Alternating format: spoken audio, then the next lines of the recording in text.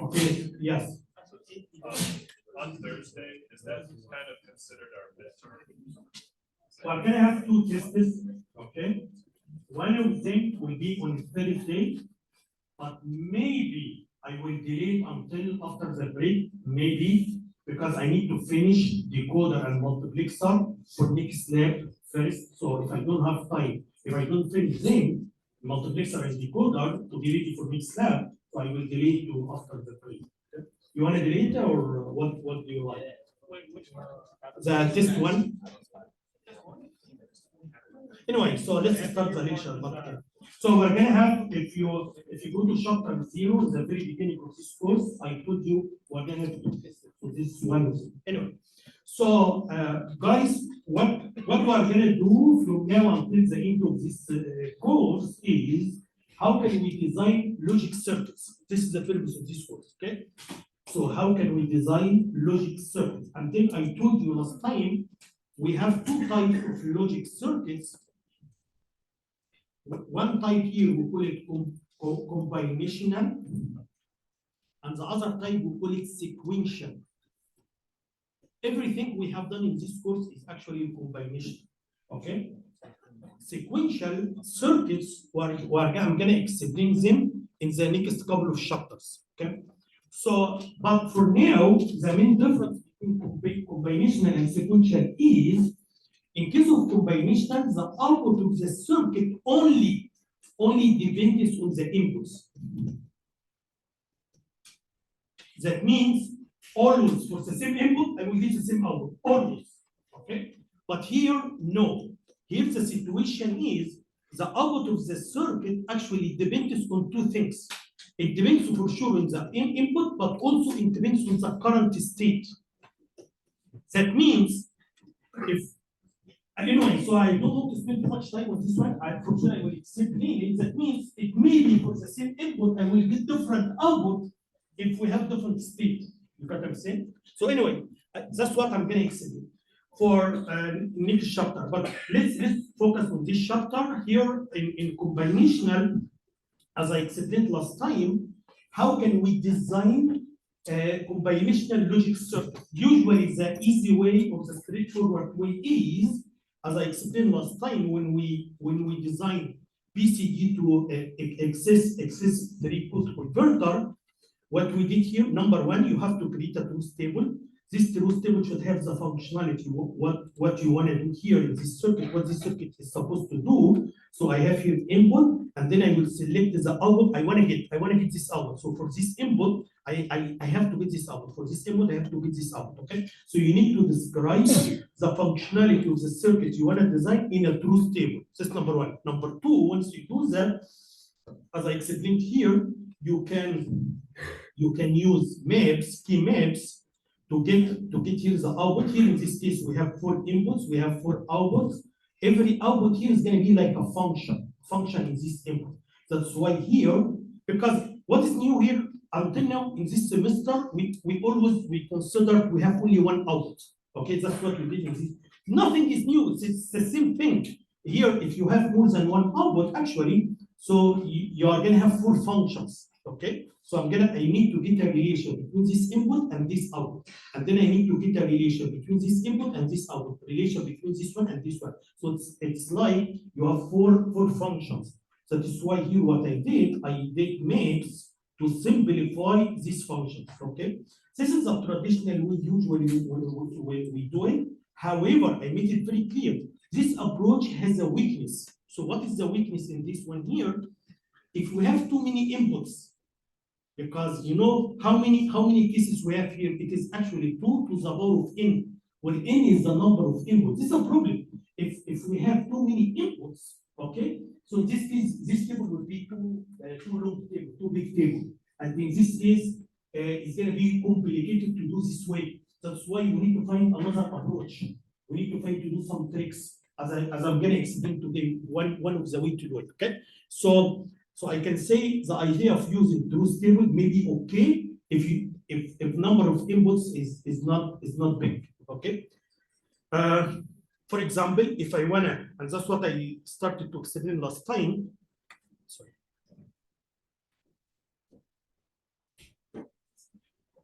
If I want to add two numbers, for example, I have A and B, I want to add two numbers.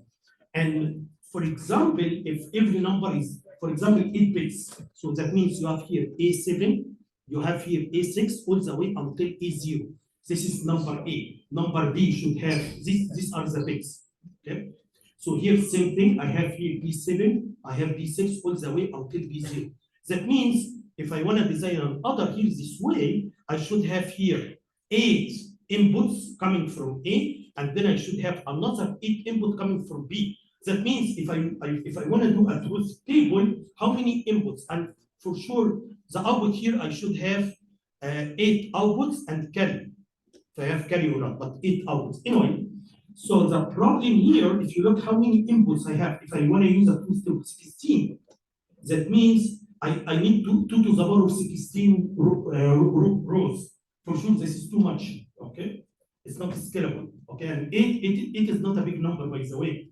In modern computers, it may be 32 bits, or 16 bits, or 32, okay? So anyway, so we need to do it in a different way, okay? And the way we will do it, as I told you last time, is, first of all, we designed what we call half adder. You will understand why we call it half. Okay, so half adder. Half adder, actually, this is a logic circuit that can add 2 bits. So I have 2 bits, okay? X and Y, 2 bits. And the output here is actually the summation and the carry. I have 2 outputs, 2 inputs, okay? And the way we did it, the way we designed it here, as I explained last time, yeah, as you see here, number one, I have to create the truth table as I explained last time. This is the 2 inputs here. 0 plus 0 is 0, okay, and the carry is 0. 0 plus 1 is summation is 1, carry is 0, and so on. And then after that, here I don't need to use maps because this is just very small one. Okay. So and then after that, similar to what we did before, I need to get some SOP, sum of products. So for example, if I come here, we have only 1 here. So that means C should equal X and Y. So I need only 1 end here. But here in this case, I have two ones here. So this one should be actually X prime Y, and this one should be X Y prime. This one. Okay, that's it. Very simple. By the way, we already know what this function is. We already know it. When you have X Y prime or X prime Y, you are already familiar with this one. So this one is actually X or Y. So that means I can design an adder. This is a very small adder, okay, that can add only 2 bits, 2 numbers. Every number is only 1 bit, okay, using 1 XOR gate and 1 AND gate, okay. This is what we call it half adder. So again, you can design it this way, or you can, you know, this one is equivalent to XOR, okay. So because what you have here, X Y prime or Y X prime. So this is actually XOR. So I can design it this way, okay? This is half adder. So using only 1 XOR and 1 AND, I can do half adder. Is that okay? So now let's return to our main problem. Our main problem here, as I told you, if I have too many inputs, okay, like 8 bits, I want to add 8 bits to 8 bits, okay. I'm not gonna do truth table in this case because it's not the most efficient way. So what you are gonna do, I'm gonna tell you what the idea we will pursue here, okay. So let's have just an example. Any numbers, any example. For example, here I have 1 0 0 1 whatever, or let me go here 1 0 or 0 whatever, and then here we have 1 1 0 something like that. So if I want to add these 2 numbers, so here this number is 4 bits, this number is 4 bits. If I want to add these 2 numbers, how can we add them as we did before? Okay, so what we have to do, 1 plus 1 is 0, and then we have here 1. 1 plus 0 plus 1 is 0, and then we have here 1. 1 plus 1 plus 1 is 1, and then we have here 1. 1 plus 1 is 0, and then we have here 1. Okay? So that means, look, I'm explaining the idea. Look here what I did here. That means, maybe for the first one, I need to add 2 bits. But for the ones after that, and then any carry resulted from here, it has to come to here. Does it make sense? And now I need to add 3 bits. Okay? And then the carry resulted from here has to come to here. Same thing, the carry come here has to come to here, this one. Okay, that means I need here a new circuit. This circuit, I'm gonna call it full adder. This full adder should have 3 inputs, X, Y, Z. And then the result here has to be sum and carry. Why needs 3 input? Simply because I want to add 2 bits, but I need to keep in mind there may be a carry coming to me as well. So if you want to add 2 bits, I need circuit that adds 3 bits because there may be a carry as well. Okay. So if I do that, I can design this circuit this way. Okay. So in the very beginning, I can have adder, which is totally fine. And in here, I'm gonna have like A0, B0. A0, B0 is a less significant 2 bits for number A and number B. Okay, big plus bit. And then here, I'm gonna have S0, and then the carry resulted from this one. That's exactly what I did here. Look what I did here. The carry, after that, I need a full adder this way, and this full adder should have B1, E1. Okay, these are bits. Okay, so where number A is actually A3, E2, A1, E0. Number B actually is B3, B2, B1, B0. Okay, so this is a 4-bit number, and these are bits. Okay, and also I need this carry resulted from this one has to enter here. And same thing here, output here is S1, and then also we have a carry from here. Okay, so this one here, I'm going to use this one to add the first 2 bits. The second 2 bits, I'm going to use this one. Okay, so again, what you should understand here, if I want to add 2 bits, I need a circuit that adds 3 bits. Because I'm going to add these 2 bits plus carry, if there is a carry. Okay. Anyway, so for every bit, I need to add one other here. So for the next one here, I'm gonna add another for other so that I can do this one here, and the input here has to be B2, E2, and the carry resulted from it has to come here. Same thing here. I'm gonna have here some here, and then this carry will come to the next one as well. So I can continue this way. Look how this design is very easy. That means if I want to add 100 bit to 100 bit, very easy. Every time you add 1 bit, you just add one for other. That's it. You can say cascading. It's like they are cascaded this way. Any question? So that means this idea is very scalable. Every time I add one bit here to the input, I have to add one for other here. Okay.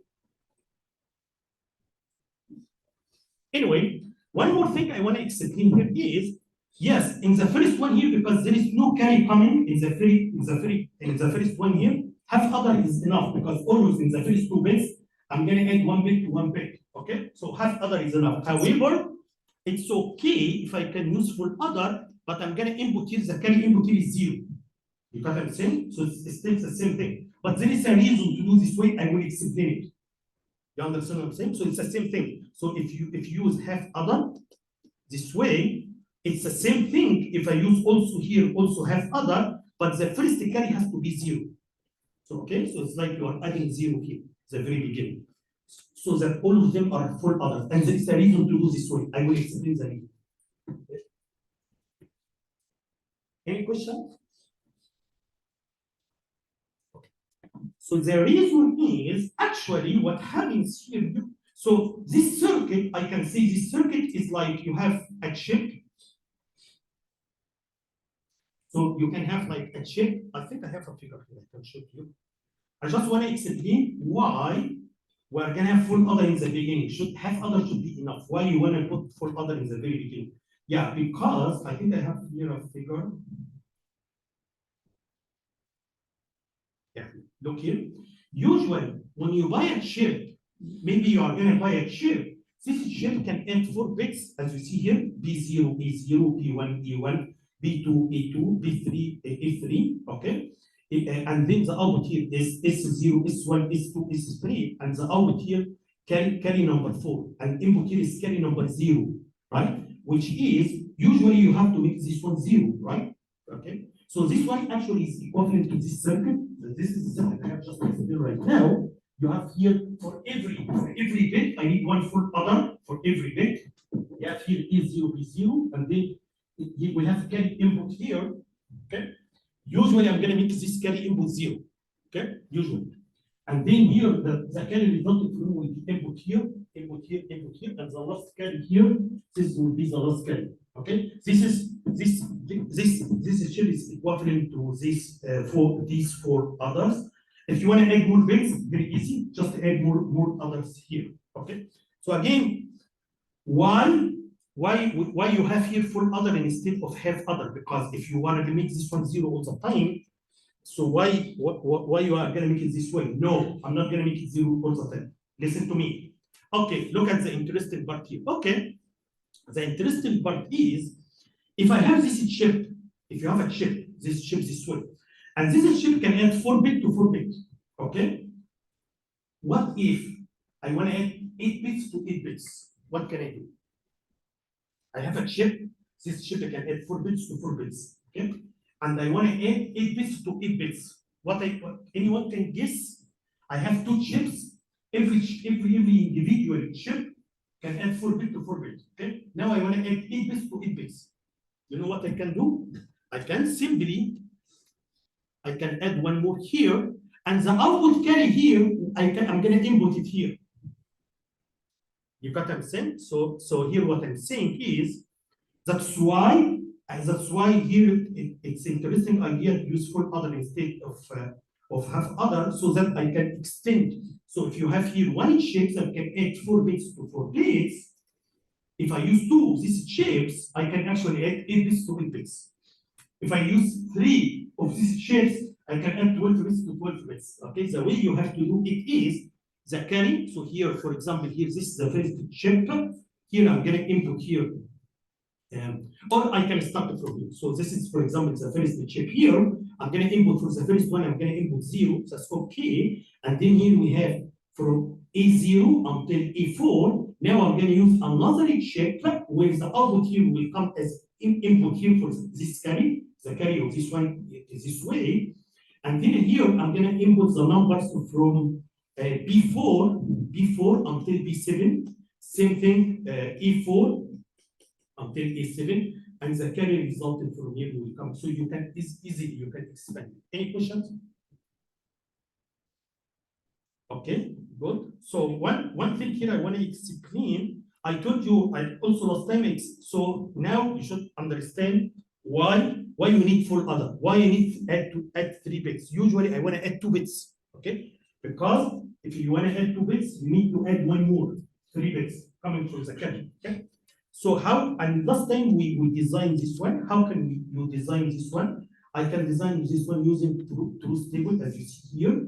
So here I have 3 bits. Here I write here all possible cases here, and for every case I have output and carry, output and carry. So here you can just add 0 plus 0, 0 is result is 0, and there is no carry. Okay, 1 plus 0 is 1, and then and so on. So you can go, for example, if you have 1 plus 1 plus 1, the result is 1, and then you have carry. Okay, so similar to what we did before. So now I have the truth table. This is the truth table for the other here, and then I'm gonna use maps to simplify S to get S function XYZ. Same thing I can do it for C. Okay, that's what I did here. So here I'm going to use maps this way, and then I found that C, this is C, and this is actually S. Okay, and then I can design the full other. I can design it this way. Okay, this is for S, and this is for C. Is that okay? Any questions? Okay, so now I'm gonna do some very little mathematical or algebra manipulation because I want to show you I can design this circuit using half others. So yeah, this design is okay. You can design this way. That's totally fine. But I want to show you. If I want to design one full other, I need two half others using for one full other. That is why here came the name half other. we call it half because the full is actually has two half others. That's why we call it half other. Anyway, so I'm going to show you how can we do that. Remember, half other here if you have x and y, the summation here is actually x exclusive for y, and here the carry is actually x and y. Is that okay? This is for half other. Okay, so as you see here, what I did here, I just took z prime as a common factor this way, and what I'm having here, x prime y, xy prime. So this one actually is equivalent to x exclusive or y. Same thing here, I'm doing just simple algebra manipulation. So this one becomes x prime y, okay, or xy. So you remember this one, this function is actually x nor, and you know x nor is actually the flip of x or, okay? So I can write this function, I can write this part here as x or, I can write this part here as the inverter of x, as a complement of x or, okay? This way. Okay, that means, look here, in order to implement, why I mean this way, you will understand now. In order to implement this one, first of all, I need here XOR, one XOR that has x and y. By this way, I can get XOR 1, okay, which is this part here. And then I can take this one again for another XOR and input z. So if I do that, I will get this function. Look how I can implement it. So that the first input with z prime, yeah, it's this part here. And then you invert this one and this one, the second part here. You got what I'm saying? So again, this function, I did very simple algebra manipulation so that I want to show that this function can implement it using two XORs. But again, make it easy. Why you want to do this way? Simply because inside this half other, I have XOR. And inside this one, I have another XOR. So I want to implement this function using half others. Okay? So, and that's what I did. So here, when you have x, y, the sum is actually x XOR y. Okay? As you see here. And then here I'm going to input z. The summation here XOR of the two inputs that actually is going to be exactly equivalent to this one. Okay? So here you see the summation. Look at this one here. For half other, the summation is actually XOR between the two inputs. Okay? So here, if I input XOR and y to the first half other, I'm going to get this part here. And for the second half other, I'm going to input z, so that I'm going to get this one here. Okay, so this summation, I can get this summation if I input here have x and y, get here XOR, okay, and then input z here, so that you will get this one. That's how I can get the summation using two half others. Okay. So any question regarding this part? Again, I didn't do anything, guys. All what I did, number one, I started, just summarize what I did. I started by the truth table. This is number one. Number two, using maps, I got these two functions, okay? And then I implemented it. I'm done. Now I want to show you, I can also implement the full other using two half others. But you need to keep in mind, for the two half other, one output is actually the XOR of the two inputs. The other output is actually AND of the two inputs, okay? That is why here, I just did some simple manipulation here, and I found the summation of the full other is actually XOR of X and Y, and then the result here, I need to XOR again with Z, okay? So here, this one already has XOR, and this one also has XOR. That's why I can get the summation this way, okay? X and Y, I get here XOR, and then I input here Z. So that the summation here is gonna become this XOR, this input here, XOR with the next one. Okay, any questions? What about the carry? Okay, I'm gonna tell what about the carry. Again, you need to keep in mind, that the other output here is doing AND, just AND. Okay. So again, I will do some simple algebra manipulation as we see here. Okay. So here I just took two terms here, and then I found Z is common, and then X prime Y or XY prime, and this part actually is XOR. Okay. And then for the other two terms, I found XY is common. I took the common this way. Okay. So now look here. So this is actually the carry. So the question is, using two half other, how I can generate this one here? Using two half other.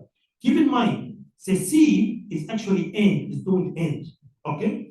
Okay, so the first part here is very easy. X and Y is just very easy. So here I'm going to have X and Y, and this carry is AND, X and Y. Okay? So here as you see, I need to add one OR gate here. This OR gate is this OR here. X and Y is actually the carry of the first half other. The carry of the first half other, okay? It's actually X and Y. So I get this one from the first other. I'm gonna get the second term, which is this term, and we get it from the second one here. Why? Because in the second one here, one input, again, you know the carry here is actually AND of the two inputs here. Okay? So here, this one is Z, this one is exclusive for Y, which is exactly this term. So the conclusion, make it easy. Conclusion is, in order to create a full other using half other, all what you have to do, this is together here, is actually full other. Okay. All what you have to do is, you have to input X and Y to the first one here. You have to get the summation here as one input to the second one, and you have to input Z here. Okay. And then the final carry is actually XOR of the two carries we have. That's it. So this is another way to implement full other. Any questions? Okay, good. So one more thing I will add, I'm gonna add it here is actually, if you remember in the beginning of this course, when I explained the two components, I told you that usually modern computers are using the two complement because I can use the same circuit for addition and subtraction. Okay, you will see it right now. You will see how this is the main advantage of using two complement. The same hardware, I can use it for addition and subtraction simply because if you remember what I told you before. Actually, subtraction, it's just addition. So here, as you see here, A minus B is actually A plus the two's complement of B. The two's complement of B is actually B prime plus 1. So now I can do subtractions. I don't need a new circuit for subtraction. To do subtraction, I also can use another. This is very interesting. That's why we like the two schools. Any questions? And that's what I will do right now. So I'm going to, you look here, we agree this is an other, right? This is other here. That's what I explained. This is an other. Okay. If I want to do subtraction, what should I do? If I want to do subtraction, look here, look. I'm getting, if I want to do subtraction here, okay, very simple. And instead of B, it has to be B prime. Is that okay? And then you have to input 1 here. Because I'm gonna flip B prime, and then add 1. If you do that, now this becomes subtractive. Makes sense? So now the same circuit. If you input here, listen to me, same circuit. If I input A0, B0, A1, B1, A2, B2, A3 plus, and then you input 0, this is other. You add.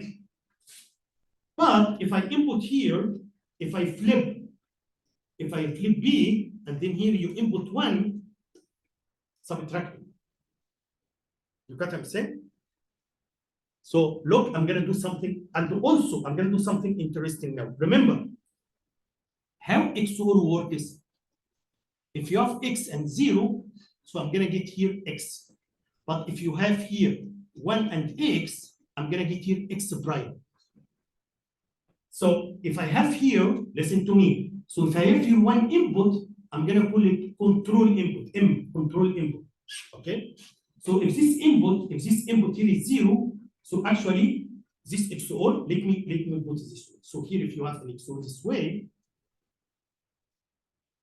okay, here you have X and M. If M is 0, M is equal to 0, so the output here is actually X. I'm gonna base X. But if M is equal to 1, output here should be X prime. You can flip. Okay? So that means I can have a control input to decide if the same circuit is going to be used for addition or subtraction. Okay? That's exactly what I did here.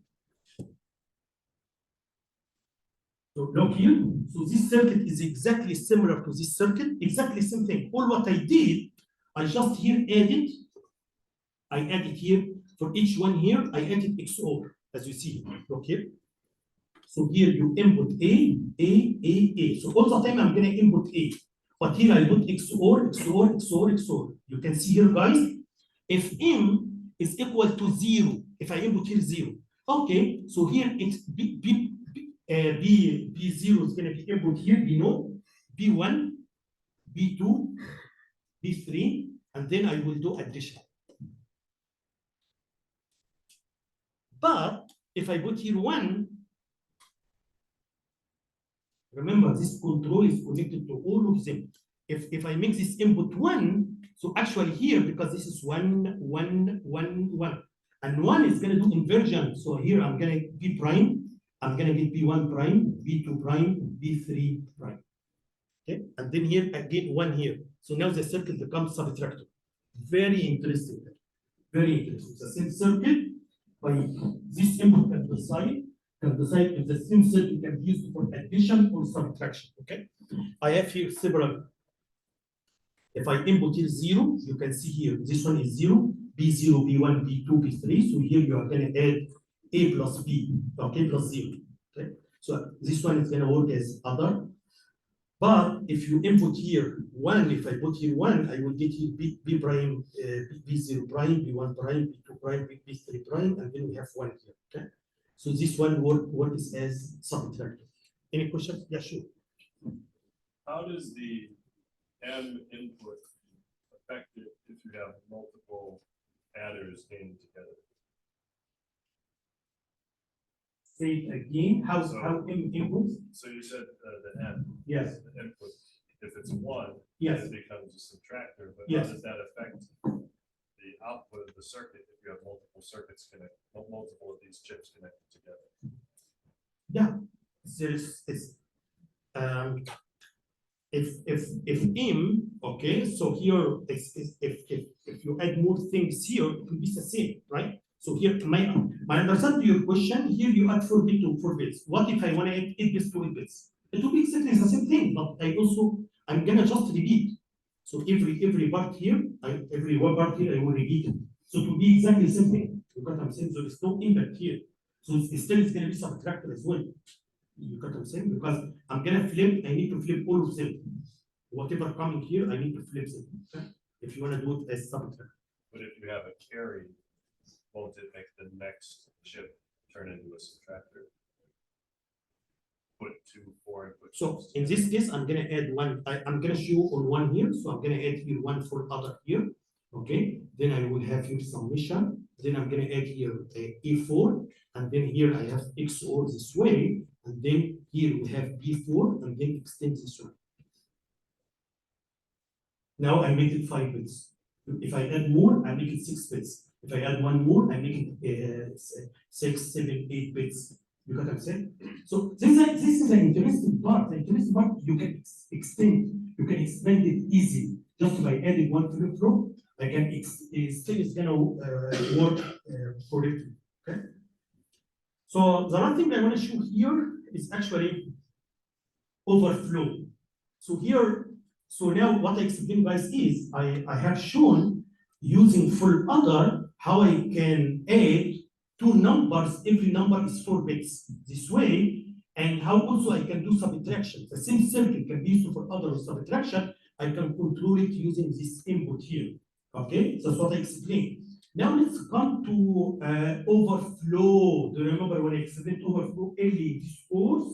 Okay, so if you want to catch, the good thing also here about two's complement is it's very interesting. So look here, the same circuit can do other and subtraction. The same circuit, the same hardware. This number 2.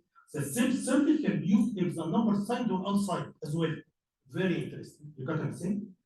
So anyway, so you remember early in this course, I explained the concept of overflow, and I told you if your numbers are unsigned and I want to know if there is overflow or not, I have to see if there is a carry. This carry can tell me.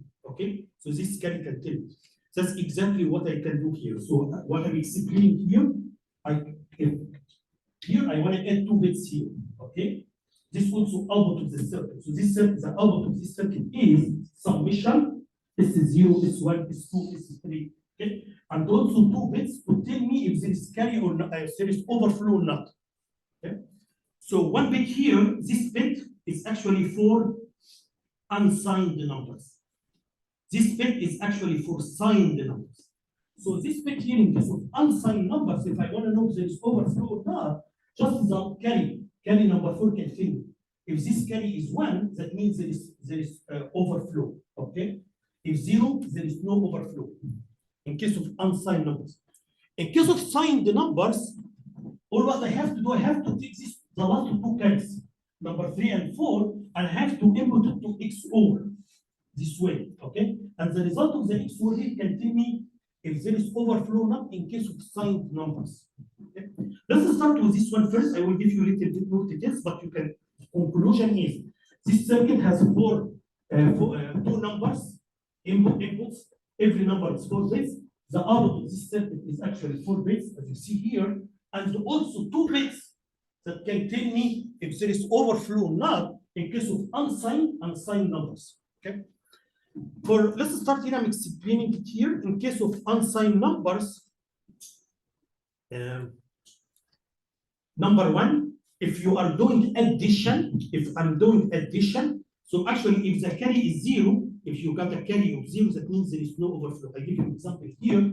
So here the result is correct and there is no overflow and the carry is equal to 0. Okay. But if the carry is 1, this is if you are doing here addition in case of unsigned numbers. Here I'm talking about unsigned numbers. If you are doing addition, if the carry is 1, that means there is overflow. And you can tell here 9 plus 9 is equal to 2, which is wrong because of overflow. Okay. But also in case of unsigned numbers, if I'm doing subtraction, if you subtract, in case of unsigned numbers, okay, look here, there's a small trick here. If the carry is equal to 1, that means there is no borrow. You don't borrow. You remember when you subtract, sometimes I need to borrow. Okay. So here, if carry is equal to 1, so actually there is no borrow. But if the carry equal to 0, that means there is a borrow. So what this means? I give you example here. There is no borrow here means the result is correct. So 9 take away 3, I got 6, which is correct. Okay, because the carry is 1. So this is in the case of subtraction. If the carry is 1, that means you are correct. Okay, but if you are doing addition and the carry is 1, you are wrong. There is overflow. Okay, so you need to flip it in case of subtraction. All of that I'm talking about unsigned numbers. So here, but if the carry is 0, that means there is a borrow. What do you mean by there is a borrow? I'm going to tell you what it means. It means here 3 take away 9, I got 10. You know how this 10, how I got 10? Why is this number 10? Because actually, when you borrow 1 from here, this one becomes 16. When you borrow 1, because we have 4 bits here. Okay? So when you borrow 1 here, this one is actually will be taken as 16. So the reason I got number 10 here, because actually it is 3 minus 9 plus 16, because you did the borrow here. That's why I got 10 here. Yeah, the output is not correct, but I'm just justifying why I got 10. Okay, because actually you did a borrow. So let me tell you the conclusion. The conclusion is In case of unsigned numbers, if the carry is equal to 0, so in case of addition, carry is equal to 0, so the result is okay, there is no overflow. Carry is equal to 1, there is an overflow. Okay. In case of unsigned as well, if you are doing subtraction, if carry is equal to 1, that means you are okay. Carry is equal to 1 is okay. Okay. So that's okay. There is no borrow. I give you this example here. But if the carry is equal to 0, that means the result here is the result. The result is okay, but after you borrow. Okay, because I did a borrow here, plus 16. But anyway, in case of signed numbers, all what I have to do in case of signed numbers, either addition or subtraction, just here this B, okay, with actually these two bits here. So let me remember early in this course, I told you in case of signed numbers, if you want to know if there is an overflow or not, if you add two positive number and I get a negative number, if you add two negative number and then I get a positive number, this is how can you know if there is overflow or not in case of signed number. These are equivalent to, it's the same thing is, if you observe the last two carry, which is this carry here, if you observe the last two carry here, okay? If these two carries are different, if they are different, so there is overflow. Different means this one is 0, this one is 1, or this one is 0, this one is 1. If they are different, okay? But if they are the same, like 0, 0, or 1, 1, so that means there is no overflow, okay? So that's why here I use XOR. Remember, XOR means they are not equal. So here, I'm gonna get 1 if they are not equal, okay? So here, adding two positive number, get a negative number, adding two negative number to get positive number is equivalent to the same thing is when the last two carries are not equal. Okay, I just to prove it here. I give you some example to understand to prove it to you here. You can see here this number is positive, and I got here negative. So for sure there is overflow. But if you look at these two carries, they are different. The carry here coming to this one and the carry out, they are different. Okay. Here, positive, I got positive. Okay, so there's no overflow. So if you look at these two carries are the same. So conclusion. All what I need to know to do, just look at the two carries here, the last two carries. Okay, if they are not equal, so there is overflow. Okay, so that's why I used to XOR here. Okay. Any questions? So here, let me summarize what's here. I explain this circuit. This circuit can be used for addition or subtraction. What's interesting about this circuit, if it's expandable, you can expand it easily. You can just add more flip-flops here. This circuit can be used in case of signed or unsigned numbers. Okay. I explain the concept behind it. Okay. Especially, and this is because we are using the tooth complement. If you are using any other system other than tooth complement, so in this case you need two different circuits, one for addition, one for subtraction. It would be more complicated. Anyway, also here I explain this circuit also has 2 bits outputs to tell you there is overflow or not in case of signed and unsigned numbers. Any questions? Okay, guys. So anyway, any questions? Okay. So what I'm gonna do, I will explain every slide in this chapter, but I'm not gonna follow the same sequence because I need to teach you first what I need for next. Okay, that's why I'm gonna leave this part. I will come again. Later I will come to this one. So I'm gonna skip this part. I will go to decoder and multiplexer, but I will come back to explain them. So don't worry. I always explain every slide here. Okay. But I just need to go to decoder and decoder. So I told you guys, in this chapter, I'm explaining how can we design combinational circuits. So here I explain sub-adder, subtractor. I will also explain multiplier. I will explain comparator. Okay. Also, we have some of the logic steps we call it decoder, encoder. We have multiplexer and demultiplexer. Okay. And number one, for every circuit, I need to tell you what the circuit is doing. Number two, how I can design it. Very simple. Okay. So let's start with decoder. What is decoder? What decoder here means? Okay.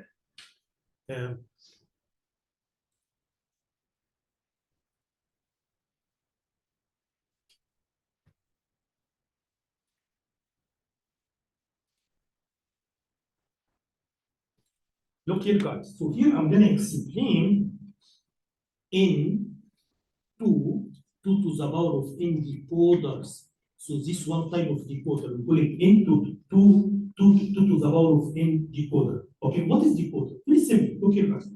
A decoder is a logic circuit, combinational logic circuit. This circuit has n bits input. If it has n bits input, and the output here, it should have 2 to the power of n outputs. This is the relation between input and output for this kind of decoder. If I have n input, the output should be 2 to the power of n. Is that okay? Okay. How it works? How it works? Very simple. Look here, guys, how it works. Remember, when I tell you n and I tell you 2 to the power of n, you're already familiar with this relation. If I have n inputs, how many possible cases I can have? How many numbers I can represent in n inputs? 2 to the power of n. Okay? That means for every number I have here, there is one output to this number. Okay? So the first line here is number 0, number 1, number 2, all the way until 2 to the power of n minus 1. Okay? Again, decoder is a circuit. The circuit has any inputs, but the output 2 to the power of n. That means for every number at the input, I have one output for this number. Okay? Okay. How it works is, I'm going to tell you simply how it works. Okay? The way it has to work is, here, only one output is active. All other outputs are inactive. Which output is active? Which is actually the number at the input. So if the input I put number 0, so the line number 0 is active, all other numbers are inactive. If I put the input, if I put the number at the input is number 100, so the line of number 100 is active, all other lines are inactive. You got what I'm saying? So very simple. So the circuit, based on what number I have at the input, the corresponding output or the corresponding line at the output for this number, because I'm sure for every number at the input, I have one output for every number. Only one output is active, the other ones are inactive. Okay? Let me give you one example, very simple example. If I have something like, let's talk about 2 to 4 decoder. Okay, so here I have 2 inputs, I have 4 outputs. This is output for when the input is 0, this is output when the input is 1, this is output when the input is 2, this is output when the input is 3. Look how it works, okay? But before I explain it, you told me active, only one output is active, and the other ones are inactive. So what do you mean by the word active and inactive? What this means? Okay, look here. We have 2 types. Here we have type, we call it active high. Active high. So we have 2 types of decoders. One is, that's what I'm going to start right now. Active high. Active high means the line is active when it is 1. When it is 0, this one is inactive. Okay? So if this is, we have 2 types of decoders. Active high decoders, active low decoders. Okay? For active low, that means active means 0. So here, if a line is active, so it's 0. If a line is inactive, it has to be 1. Okay? Let's start, just I don't want to confuse you. Let's start with the first one here. Here, active high. Okay? So let's start with this one. Just still, I want you to understand what is decoder. What decoder is doing. Very simple, very simple. I have a number at the input. Every number has a line. That's very simple. Based on the number in the input, the corresponding line is active, the other ones are not active. Very simple. So let's start here. Let's have an example. Let's use a different color. For example, if the input is 0 and 0, what number is this one? This number is 0. So this one is active. Active means 1, and all the other ones are zeros. This is if the decoder is active high. If the decoder is active low, so this actually becomes 0 and the other ones are 1s. Depends on how do you define active. Is that because we have 2 types of decoder, active high or active low? Okay, that's okay. Now, let's have another example. So if I put here as input, for example, number 1, 0, 1, which is actually is number 1, this one, okay? But number 1. So here this line is active, the other one are inactive. Very easy, right? So again, same thing if I put in number 3. Okay, number 3. So this one is active, the other ones are inactive. Okay? So let me summarize what's a decoder. If you have any inputs, the output should have 2 to the power of n. For every number as the input, I have one line. Okay? And almost one line is active, all other lines or outputs are inactive. Depending on what number you have as the input, so the corresponding line becomes inactive, or if other ones becomes inactive.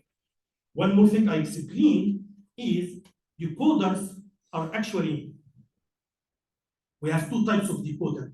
This one here is active high.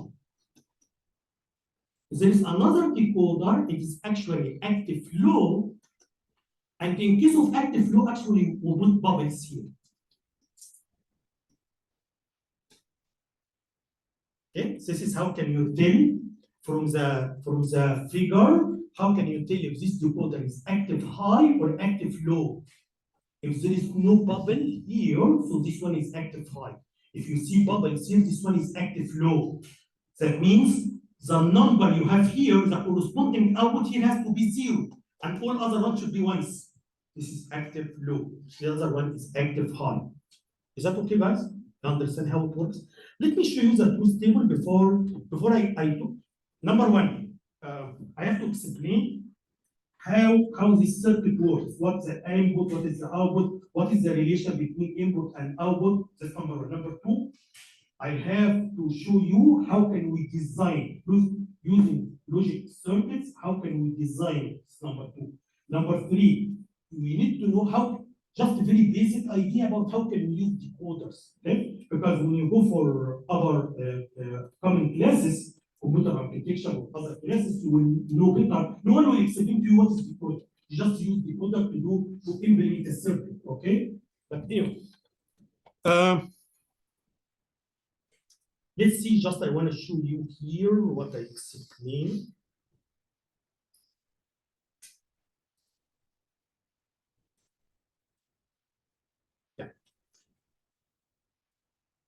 Yeah, so if you look here, guys, we have 2 inputs, E0 and E1. We have 4 outputs, as you see here.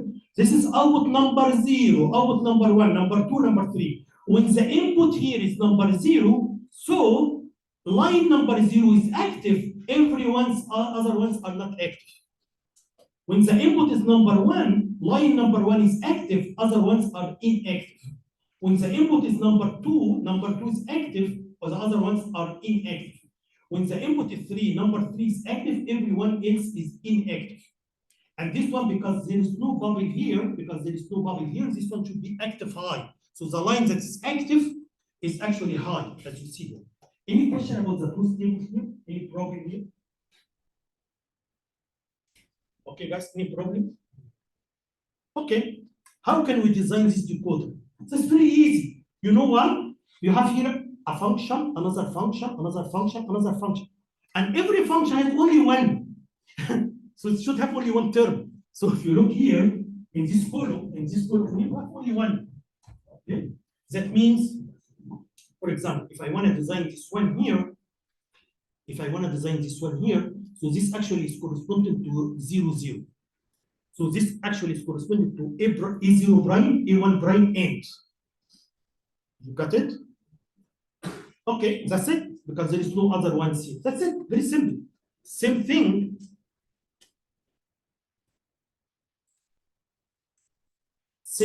If I want to design D1. So D1 is actually, okay, so here, A1 prime is 0. I'm calculating the sum of product of the midterms. So we have done all the time, right? So if you see here, same thing for this one here. So if you look at this one here, is actually here, this one. So this E0 prime and E1 here. If you look at this one, because they have only one here, so E node, E1, this one. So the way I can design it, guys, as you see here, just for every output, I need one end. the way I can design it, for every output, I need only one AND. And this AND is actually here, if you look here, this is, we have here A1, we have A0. This is 0, 0. And you know, because it is 0, 0, so actually it has to be A0 prime, A1 prime. For this one here is actually 0, 1. So what is the main term for this one? The main term is actually here. This one should be A0, but should be A1 prime. This one is actually 1, 0. So it has to be A0 prime with A1. Okay? Maybe I'm switching some of them here, but that's okay. But it's correct. Here we have here 1, 1. So here it has to be A0 and I have A1. So I can design this. Very easy. Okay, guys? So if you have 100 outputs, I need 100 ANDs. Very easy. For every AND, it's like midterm. Yeah, every AND is the midterm for the number, for the corresponding number. Okay? Yes, we can design this. By the way, I want to tell you something important. In exams, in quizzes, when I ask you to design a decoder, something like that, many students are doing it this way. This is hard for me, even hard for you also, are hard also for me to grade. So I think if you just tell me here, this is A0 prime, A1 prime, and just remove this part, okay, I'm happy. Okay, that should be enough. You understand what I'm saying? Because if you have too many lines, it will be hard for me to follow the line, even hard for yourself. You can just write here, this is A0 prime, A1 prime, A0, for example, A1 prime, and so it should be enough. Any question, guys? So this decoder here is active. This decoder is active high. It has 2 input and 4 outputs. Let's see here. Any question, guys? How I, you know what is decoder? How I design it here? I designed it using one. So here, based on the output. For example, if the output 0, 0, so only one. If 0, 0, so the only one here is active, and then I'm gonna get 1 here. Okay. And if the input is 1, so this one is active, everyone else is inactive. If the input is 2, this one is actually active. Active means it's gonna output 1. Okay, everyone is outputting 0. If the number is 3, this one is outputting 1, everything else is outputting 0. Okay, guys, any questions? Okay, let me ask you a question. So this is the design for active hard. If this decoder is actually active low, that means I have to put bubble here, active low. How I can modify this one to make it active low? Anyone can think about it? Yes. Yes, that's correct. So all what I have to do, okay, in active low, guys, this is 1, 1, 1, 0. I just flip the output, okay? So this is actually 1, 1, 0, 1. So all what I have to do, just yes. That's it. And instead of using AND, I use NAND, okay? Just to flip the output. Because if you flip the output, it becomes active low. Yes. Any question, guys? Okay. One more thing I want to do here is I want to design. I want to modify this basic design to add one more input here. I call it enable input. Look here. So I want to add an enable input. What do you mean by enabling input? Okay. Enable means you want it to work as a decoder or doesn't work. Okay, on off, like a switch, on off. Okay. So look at the idea. The idea is that if the enable is equal to 0, that means I want to disable the decoder. That means all outputs are 0 regardless what input you have. All of them are 0 because it is disabled. And disabled, it should not work. You understand what I'm saying? So what I'm saying is I want to modify this design so that I add one enable input. And enable means if this enable is equal to 0, the decoder should not work. What it means, it should not work. It means all output are zeros all the time, regardless of what input you have. But if the input is 1, now it's gonna work normally as a decoder. Okay, using this one. How I can do that? How I can modify this one so that I add one enable bit? Look, very simple. All what I'm gonna do here, guys, I'm gonna add one input here. I'm gonna add one input here. Then I will connect them together to this enable. Wow, is that too simple this way? Are you serious? Yes. Look what I did here, guys. Let's see. If this input is equal to 0, if the input is equal to, if enable is equal to 0, that means here I put 0, 0, 0, 0, 0. And you know from A, from AND, if one input is 0, the output is 0, regardless of the other inputs. That means if I just put 0 here, all of them are zeros, regardless what input you have. Disable, and that's exactly what I want to do. Okay, guys? So I start with a very simple. Let me do the conclusion. The conclusion is for decoder, every output you need one end, okay? Or one name in case of active flow. This one. Number 2, if I can also add here one enable as you see here. Now, if you put here 1, so now it's gonna work normally because you know if you have 1 and x, so the result will be x. If you have here, for example, x and y and 1, so the result is gonna be x and y. You get what I'm saying? Very interesting. So if I just put here 1, so actually it's gonna work normally because the output here will be A0 prime, A1 prime. This one will be, so it's gonna work normally. Okay, guys? So that's exactly what I'm explaining in this slide. What I'm explaining in this slide is, I wanna just modify this basic decoder to add one enable, okay? So again, enable means, if the enable is 0, that means I wanna disable it. So the result will, all of them are zeros, regardless of what input. It's not working, it's off, okay? It is zeros in case of active low, but they are ones in case of active high. So all of them are ones in case of active high, okay?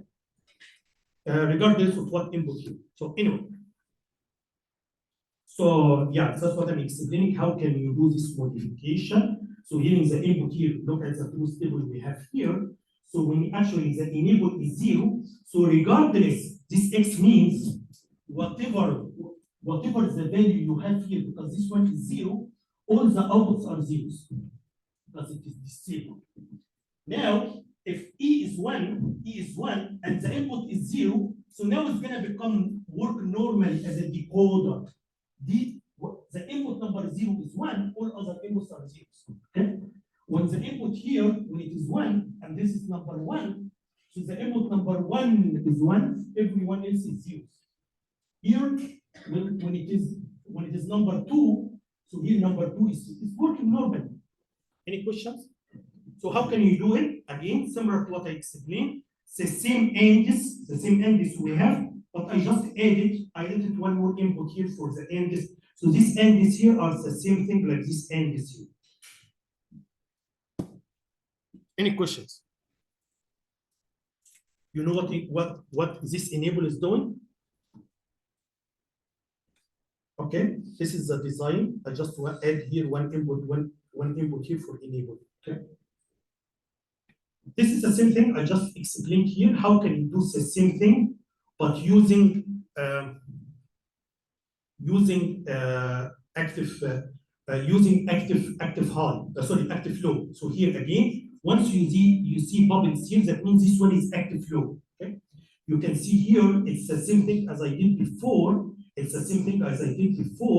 But I just added here instead of using AND, I use NAND. If you look at the truth table here, look at this part here in the truth table here, guys. This part, forget the enable now. So here, when the input is 0, so bin number 0 is 0 because it's active. This one is active low. Active low means whatever 0 is active, whatever 1 is inactive. Okay. Anyway, so this one, it's gonna be this active. The other ones are inactive. When this one is 1, okay. So sorry, what is number 1? So D1 is active, the other one are inactive. When it is number 2, so number 2 is active, the other ones are inactive. When it is number 3, so number 3 is active, the other ones are inactive. Okay, guys? Now, let's come to the enable. Look here, very important thing, guys. We have 2 types of enables. If you have, this is for any circuit, not only decoder. Listen to me, for any logic circuit. when you see something like that, enable this way, or sometimes I see bubble here and this is enable. What is the difference between them? Not only in decoder, this is for any logic circuit. You know what enable means? This number one. Enable means the circuit should work or doesn't work. So for example, if I have other or subtractive, if I disable it, it's like you turn it off. The circuit is not going to do anything. You understand what I'm saying? Usually, we like this kind of enables because it gives you control. You can control the circuit. Which one you want to turn on, which one you want to turn off. I want to do multiplication, so I'm going to turn the multiplication on. If I want to do addition, I'm going to turn the other on, but I will turn the multiplication off. So it gives you control. That's why we use it all the time. So what is the difference? So number one here, guys, you should understand what enable means and disable means in general for any, not only decoder, in general for any logic circuit. Okay? You want a circuit to work or not? Okay? Number two, sometimes we have enabled this way, and sometimes we have enabled this way and put bubble here. What is the difference between them? Can anyone guess? Yes. Yes. Yes. So active here means, so this means this one is active high because there is no bubble. This one is active low. That means here, if I want to enable this circuit, I have to put 1. If I want to disable, I have to put 0. So 1 is going to enable it. Here, when you see bubble, it's going to be the opposite. So here, for this circuit, if I want to enable, I have to put 0. 0 for enable. You got it? So let's, so what I did here, what I did in this example here, this example, guys, what I did, it was enabled this way, right? Active high, because if I put 1 here, 1, 1, 1, 1, it is enabled, okay? Let me ask you a question. The same circuit, how I can make it this way? How I can modify? My question is that, how I can modify this circuit so that I make this enable active low? Very simple. What should I do?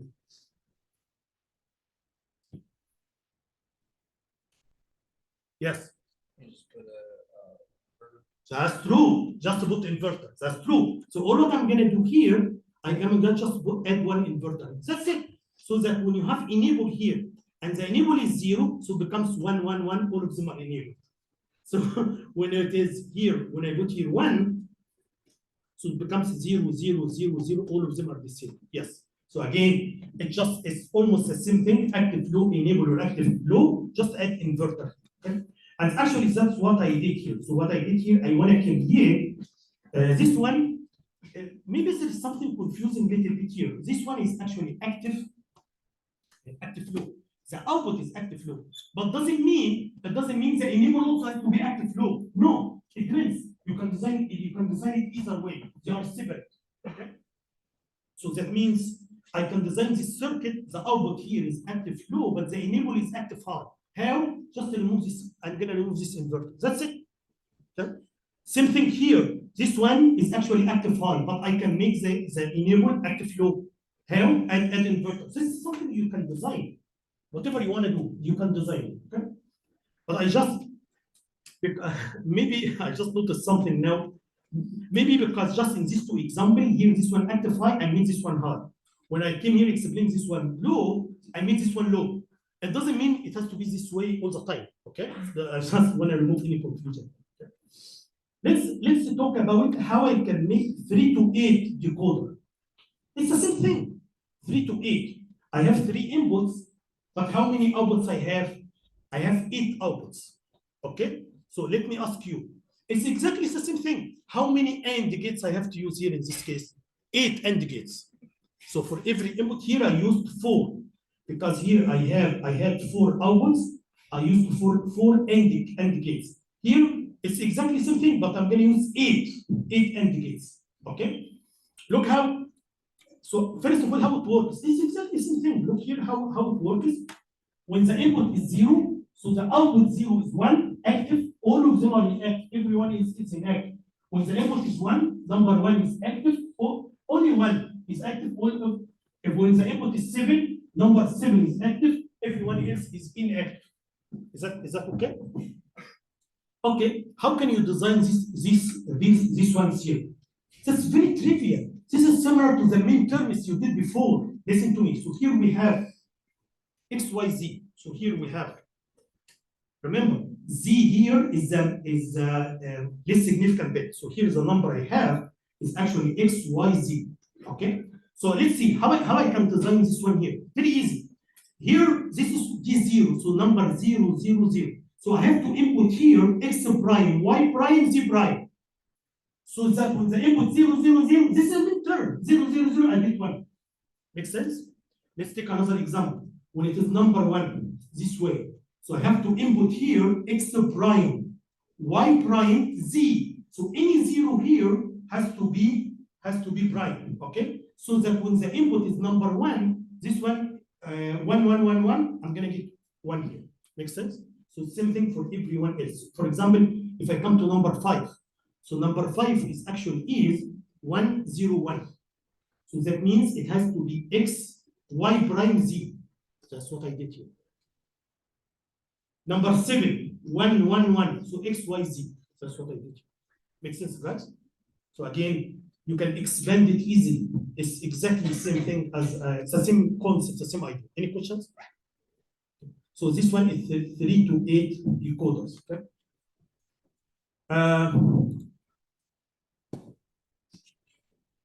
What I want to explain here is also very interesting. Yes. Is there any way to simplify the decoder circuit? I don't know, but for every output, I have only one end. You got what I'm saying? So how can you simplify it? If you hear if this is like a function, it's only you have one output. So even if you make a map, it's only one. It's a whole map has only one. You got what I'm saying? So it has to be 3 inputs. So simplification depends on making groups. Now I have only one, right? So I can make groups of more than one. But anyway. Now I'm explaining if you have 2 decoders, every one of them 2 to 4, as you see here. So this one 2 to 4, 2 to 4. How I can connect them together in such a way I can make a decoder 3 to 8. So giving 2 to 4 and 2 to 4. How I can combine them together to make 3 to 8. Okay, with the help of enable. So here again, this one is 2 to 4, 2 to 4. How I can connect them together so that I can make 3 to 8 decoder. Okay, look at the idea. I have 3 inputs here, x, y here, and x, y here. So here I have, in case of 3 to 8, I have 3 inputs. Okay? So the first 2 inputs, x and y, I will connect them to the same decoder. So you can see here, x, y here, and also x, y here. So the first two variables are going to be connected to the 2 decoders. Okay? And then the last variable here, I'm going to use it for enable or disable. Okay, look at the idea. The idea is that when this enable is 0, half of the time it is 0. Half of the time it is enable. Sorry, 0 and 1. Look here, guys. When it is 0, which is the first half here, when this one is 0, so actually this one becomes 1 and this one is 0. So this one is disabled and this one is enabled. Make sense? So again, so during this period here, this 4 here, and this 4, the first one is enabled, the second one is disabled because you want to invert against this one. Okay? And then, so now, based on what value you have here, which is value from 0 to 3, 4, okay, I'm gonna activate one of these 4. That's why if the input from 0 to 3, I will get them from this decoder because this one is disabled. Because I want to create 8, output is 8, so I have 4 and 4. I have here 4 and 4. So when the input here is 0, so actually the first one enabled, then I will activate one of these 4, depending on what value you have here for x and y. Okay. Now when it is 1, when the input here are 1, so actually now 1. So this one is 0, this one. So here I'm going to disable this one and this one is enabled. And based on what value you have here, I'm gonna select one of this 4 here. Again, let me summarize it. So here in this pattern, it's saying if you have 2 decoder, every one is 2 to 4. How can you combine them? How you can connect them to make a decoder 3 to 8? So here we have 4 here, we have 4 here, and 4 here. With the help of that enable here. So you can see here, this enable, okay? This enable here. When it is 0, so I'm gonna select one of these 4. Okay? When it is 1, so I'm gonna select one of these 4. That's why the 4 I have here, I'm gonna call them from 0 to 3, because this is number 0, this is number 3. This one here, I'm gonna call it from 4 to 7. Makes sense? We can do a lot of tricks this way. So for example, if you have 3 to 4, 3 to 8, and 3 to 8, you can merge them together to make one that's bigger. So always we have some tricks like this one. So if I have 2 chips, these 2 chips are 2 to 4, I can connect them this way to make it. So this circuit is gonna act like one decoder that is 3 to 8. You got what I'm saying? So here, the last thing I'm gonna say here. So this circuit this way, it's like you merge them together. It's like one circuit. This circuit actually is 3 to 8. Okay, any questions? Okay. See you on Thursday. So I think there is no test for this week. I'm gonna make it the first Tuesday after the break because I need to finish decoder and multiplexer to be ready for next step. Okay?